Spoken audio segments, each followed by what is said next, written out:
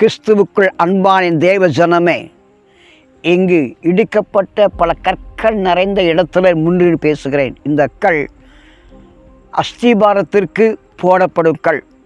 இந்த கல் போடுவதற்கு நல்ல ஒரு அஸ்திபாரமாக இருந்தாலும் நாட்கள் செல்ல செல்ல இந்த அஸ்திபாரத்தில் ஒரு அசை உண்டாகும்.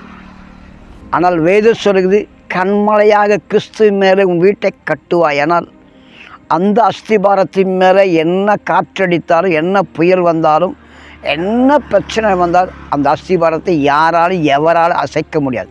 இன்றைக்கு உன் வாழ்க்கையில் ஒருவேளை அஸ்திபாரம் அசைக்கப்பட்ட நிலைமையில, மாந்திரத்தில் பிள்ளி சுனி கட்டினால, கவலையினால், வேதனையினால, துக்கத்தினால நீ அஸ்திபாரம் கலைக்கப்பட்ட உடைக்கப்பட்ட வாழ்ந்து கொண்டிருக்க உன்னை பார்த்து சொல்லார், என் மேலே நம்பிக்கை வைத்து ஆளுகை தேவன் நோக்கிப்பார்.